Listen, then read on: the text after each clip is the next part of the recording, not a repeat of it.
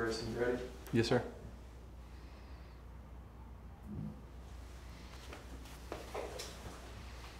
Okay, we'll get started. We'd like to welcome the 2021 champion of the Arnold Palmer Invitational presented by MasterCard, Bryson DeChambeau.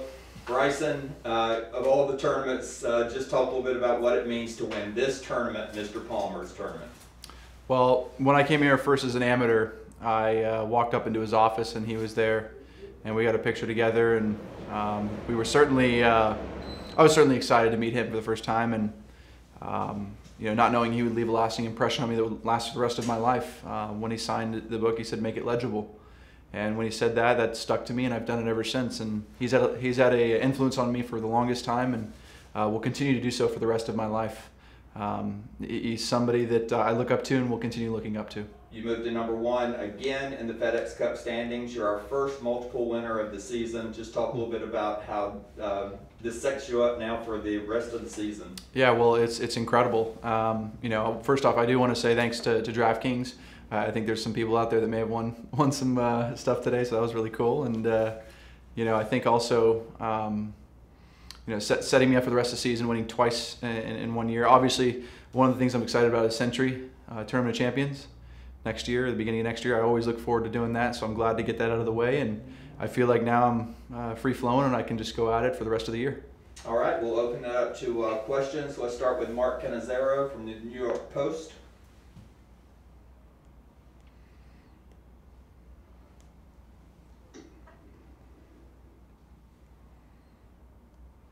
Go ahead, Mark.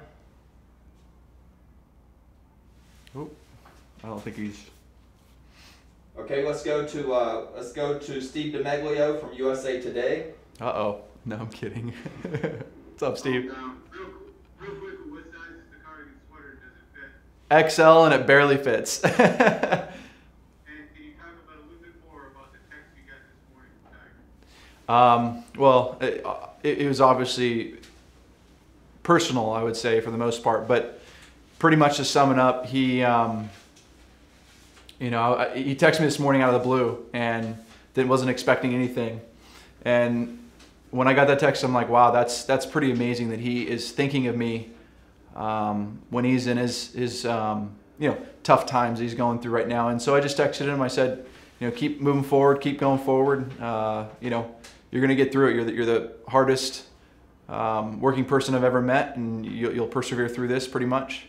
And you know, one of the things that we talked about was it's not about how many times you get kicked to the curb or knocked down. It's about how many times you can get back up and keep moving forward. And I think this red cardigan is not only for Mr. Palmer, but I would say it's a little bit for Tiger as well, knowing what place he's in right now. Thank you very much, sir. Thank you. All right, let's go to Daniel Rappaport from Golf Digest. Yeah, Brian, you've been very open about how much inspiration you take from long drive guys. Yeah. Back on Berkshire, and in the past, it's kind of been a sideshow in golf. It's been like, you know, those guys it's different. What inspired you to start kind of going down that rabbit hole, looking at what those guys do and bring that into the PGA Tour? Well, I thought that if it was funny in 2019, I remember watching the World Long Drive Championship and seeing Kyle win and hit it as far as he was hitting it, and I was like, man, if I could get 25% of that, you know, how much more I'd gain off the tee, you know, how many more strokes I'd gain off the tee. And so as I kept looking into the stats, everywhere I saw it, it was just a benefit.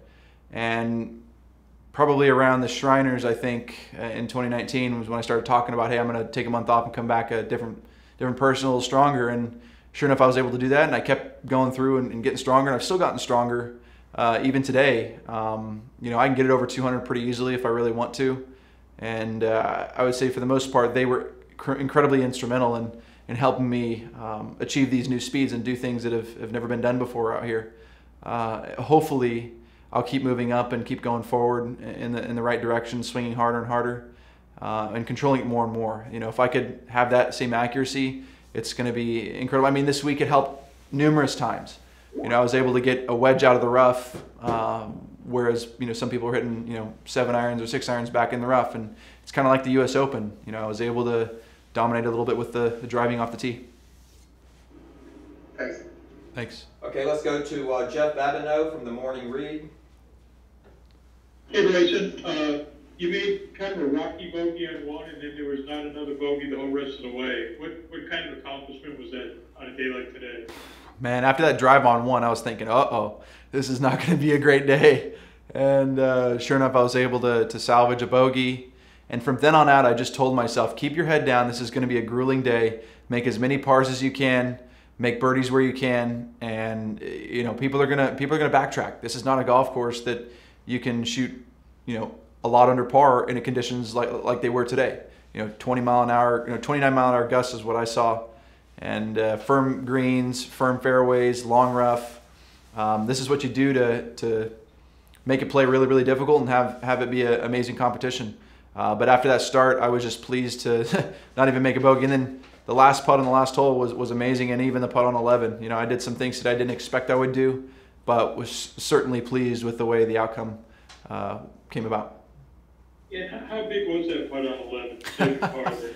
It was massive. I mean, knowing what I know now, it's obviously the shot of the day for me. I think that you know, hitting that shot out of the bunker, that's all I could do. I just had to hit the middle of the green from a plugged lie, and you know, I just said to myself, give it a chance, kind of lag it up there, but still kind of give it a chance. And when I saw about 3/4 of the way to the hole, I saw the ball was tracking really well, and you know, I was like, go in, and certainly it did. And I'm glad I don't have to hit that putt again. I certainly wouldn't want to. Great, thanks. Okay, let's go to Doug Ferguson, Associated Press. Hey, Bryson, well done today. Thank you. Jeff asked my question about the putts on 11 and 4 was another one, but Lee was talking about how impressed he was with the way you flight the ball, with the skill it takes to judge things out of the rough. You wonder if people focus so much on your length that they're missing some of the other nuances that you master a little bit. Yeah, you can't just hit it far out here on the PGA Tour. You have to be able to control your golf ball, flight the ball, hit it high when you need to, and control your shots out of the rough. Today's was a perfect example of you're not going to hit every fairway. It's just nearly impossible. And you know, learning how to play out of the rough, learning how to control your golf ball and get it to run up next to holes is a very important part of the game that I think people are, you know, don't look at for my game. I think that's a underrated part of my game for sure. Thank you. Thanks. Okay, let's go to Bob Herrick from ESPN.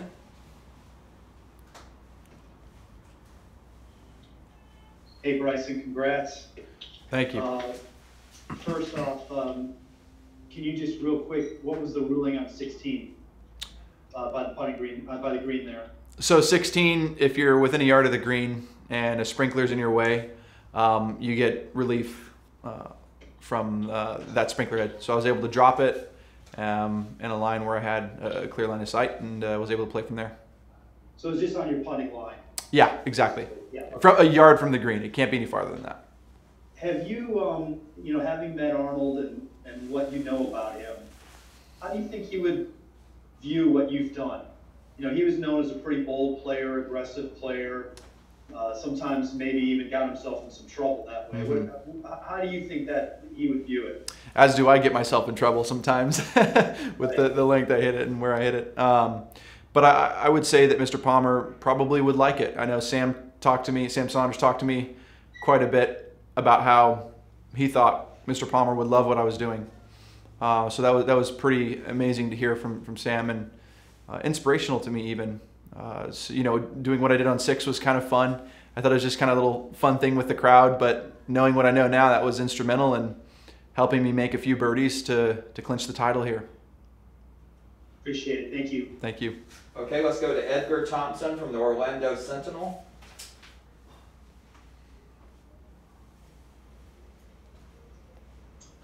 Yeah, hey, thanks, Bryson. So you mentioned U.S. Open earlier. How close is this to U.S. Open conditions out there? I would say they're very similar today. It didn't play that way the first 3 days, considering the rain yesterday. But today definitely played like a U.S. Open. You could see that not very many people were under par. I don't know how many people were under par. There were 3 people under par. Yeah, and so you could definitely note how difficult the golf course conditions were. And I took a lot of pride in knowing the fact that in these difficult conditions, I can, you know, persevere and win a golf tournament like I did at the U.S. Open. And so I took a lot from that tournament and played it into this event. knowing that there are going to be weird things that come about. Just make sure that you are focused on hitting as many fairways and many greens and having good speed control on the putting green. The quality of your last 3 shots, could you just kind of quantify those, please? The quality, right? Is that what you asked? The quality of your shot on 17 and your 2 on 18. Yeah. I mean, it had to be done. I knew I had to stand up and execute 3 great golf shots. The putting was relatively easy for me, as it had been all week, and I've been putting great since, you know, I've went to the sick putter and everything, and so I've been putting really great. But those last 3 shots, considering how I wasn't really striking it that well all week, showed me that I could do it. You know, another example was Memorial in 2018 when I won. I hadn't hit a fairway the whole back 9 and was able to stripe a 3-wood, I think 3 times in a row on that 18th hole, and even in the playoff holes. So I took from that as well and was saying, you know what, you got to bear down and hit a great shot these last couple holes, and that's what I was able to do. Thank you. Thank you. Okay, let's go to Brentley from the Golf Channel. Hey Bryson, Hey. A lot of people think that the way to mitigate big hitters like yourself are super tight fairways and long rough, longer golf courses. How does that actually play to your advantage? Well, that's a great question. If you make the golf course super difficult in regards to the fairway width and you grow the rough up, again, long hitters are still going to have an advantage. They're going to be the ones that are the farthest up, and they're going to be the ones that can hit a wedge out of the rough onto the green. You know, Lee played unbelievable golf today. He struck it beautifully, hit a lot of fairways, and that's one way to play. Another way to play is bomb it all the way up there and gouge it out of the rough. And albeit I still hit a lot of fairways, you know, you still have to putt well. I putted really well this week. My speed control was great, but I would say it plays into my hand from a statistics point of view and a strokes gain point of view. If you make the fairways super wide where nobody's really hitting the fairway, the longest is going to win. If you make the fairways super wide where everybody can hit the fairways, the longest is always going to win. So no matter what, those 2 situations, you know, the long players are always going to have a better advantage. Even on par 3s, I was able to hit 8 irons and 7 irons into these holes that were over 200 yards all week, and that played into my hand pretty well. If you were Bryson proofing a golf course, what would you do to it? I don't think you can Bryson proof a golf course necessarily. I think it's you know, from whatever way you look at it. I mean, even if you tighten the fairways up and you make water across the fairway and you have to lay up and everything, you're just putting everybody in the same place. And no matter what, if we're playing from the fairway, I'm always going to have a shorter club end if we're playing from the same spot. So I really wouldn't know how to do so. Obviously, I don't play well every week. I still hit bad shots. I don't play my best. So it doesn't mean I'm going to win all the time hitting as far as I am. You still got to play and execute great golf. I mean, Lee Westwood almost won today. You know, he played amazing golf. And I was fortunate enough just to have a couple things go my way. And at the end of the day, that's the result that came about. Okay, let's go to Michael Bamberger, golf.com. John, thank you very much. Hi, Bryson. Hey. I know you have a lot of admiration for both Arnold and for Ben Hogan. You probably know those 2 were famously not close at all, very frosty relationship. If the 3 of you were playing together, what do you think you could do to get both these very different guys and different styles on the same page? I'd say relax. It's just golf. And that's what everybody tells me. So I'm my own worst psychologist. I would say for the most part, you know, Hogan was definitely steely-eyed and super focused, didn't say much. And Mr. Palmer was very vibrant and had the fans with him, the whole deal. They definitely had different styles. I wouldn't know necessarily what to say because I'm just a young gun, but hopefully I'd show them a little something different and they'd like that and kind of be able to talk on the same level if I was there. Thanks. Yeah. Okay, let's go to Ron Green with Global Golf Post. Thanks, thanks, John. Bryson, just wondering if you felt like you created your own logo this week, sort of with your reaction on the 6 hole both days. And how much of an entertainer do you feel like? I mean, it's pretty theatrical when you get to that point there. No doubt. It was purely a reaction that just came about out of nowhere. It wasn't anything pre-planned. It was a pure reaction out of trying to hit as far as I possibly can. And I think one of the things too to note, when I'm doing my speed training sessions, there are some times where I'm doing stuff like that, where it's really emotional. I'm hitting as hard as I can, like, yeah, let's go. So I feel like when I hit that one really hard, that was just my raw emotion of saying, go, come on, clear the water. So that was definitely fun. I think that, yes, there is an entertaining part of it. We are the PGA Tour, and I do believe that we are amazing entertainers, and we show the world why we're the best. And it's fun to certainly do so, and doing it in a manner that's a little different than what's been done before. Thanks. Thank you. Okay, let's go to Adam Shupak from Golf Week. Hey Bryson, there was a school of thought that you might not be as aggressive off the tee on Sunday if you were in or around the lead. What was your thought process to hit the line that you did take? On 6, were you asking? On 6, sorry. Yeah, no, I knew that the wind was helping. It's funny, the farther left you go, the more helping it was today. I knew that if I tried to go at the bunkers, I'd be hitting it into the wind. And so I said, you know what, if I just hit a draw and I started out and draw it far enough left, it'll get over. And certainly I was able to do that, and I hit it a little low, so I was not really sure if it was going to get over, but luckily I hit it good enough and had the right spin rate on it to get it over today.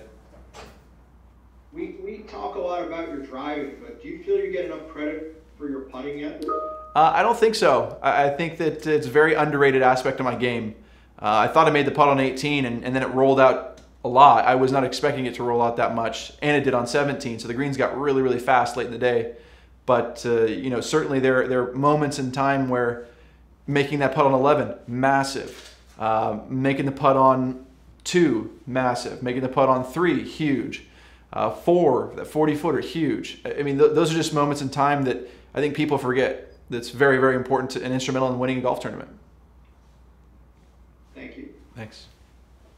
Okay, check Mark Canizero. Do you want to give it one more shot? I will, thank you. Thanks for your patience. And congratulations, Bryson. Thanks, Mark. I'm curious, you know, on Saturday, can you hear me up here or no? Yeah, I can hear you. Okay. On Saturday, when you went over the lake on 6, you talked about how they gave the fans what they wanted. I'm kind of curious. I mean, today really you gave yourself what you wanted. Yeah. I'm curious as to what you will remember out of this week most. I think I'll remember today, the final round, and persevering through a very difficult day where I didn't have my best golf swing out there. I was working really hard last night. I really couldn't figure much out. This morning I didn't have my best, and I came out and hit a really bad drive off of 1, made a bad bogey. Well, actually kind of a good bogey from considering where I hit it. And after that, I buckled up and saddled up, and I was able to push through it and not make another mistake, really, the rest of the round. And I was proud of myself for controlling the speed on the green. That's why I work so hard on my speed control on the greens, as you guys see, every single week. And even though I didn't have my best, I was still proud of the fact I got it done when it came down to it, and it mattered most on 17 and 18. All right, thanks, Mark. Let's go. We'll take one more question. Let's go to Doug Ferguson. Bryson, people have been talking about what you would do on number 6 for about 2 months now. I'm just curious, if you looked ahead to Sawgrass, is there anything goofy you can do there? Oh, man, that's a great question. I've thought about sometimes on 18 going left into 9, but we'll see with the stands and everything, you know, if it's even worth it. But that's really the only one that I could see being unique and a little different as of right now. Yeah, there's really not another hole. Why would you go to 9 fairway? What does that do for you? Well, it just gives you a better shot into the green, I think, personally, where you can just hit it a little long and you're always going to be okay. Considering if you try and hit the fairway out to the right, it's probably not worth it. I mean, the cover's like 310, but we'll see. I just, you know, I look at all options and hopefully there's an advantage there. But if not, I'll just hit, you know, 4-iron down the fairway and hopefully 8-iron or 7-iron to the green. Thanks. Okay, we do have one more question from Pat Welcher from Spectrum News, Channel 13. Thank you, Bryson. You got emotional there, accepting the trophy, talking about Arnold Palmer got choked up. You did. I'm just curious where that came from, and you can elaborate on what you're doing in that moment. Yeah, you know, I talked to Captain Spider Miller he was the captain of the Walker Cup team the year I played on it, and he made a big deal out of meeting Mr. Palmer and getting to have dinner with him and having. I have a lot of fond memories of talking with him about how he played golf, why he played golf, and why he loved it so much. And really just all those memories flooding in at that moment of winning his event, and, you know, wishing that he was here still. And I know he's smiling down on me today, and how I played boldly, just everything that he's done for the game of golf and how he handled himself, something that I will try and do for the rest of my life, the way he did it. It's something special. How he moved the crowds, how he made them a part of his life, was pretty special, and something that I take a heavy heart to, because I feel like that's something that I want to do, and it's inspirational to me. And so there's a lot of memories just coming back from the Walker Cup, getting to meet him there, meeting him here as an amateur. Really just, I was overwhelmed with emotions in that moment, thinking about Mr. Palmer. All right. Well, we thank you for everyone's participation, and Bryson, congratulations once again. Thanks, John. Thank you. Yep.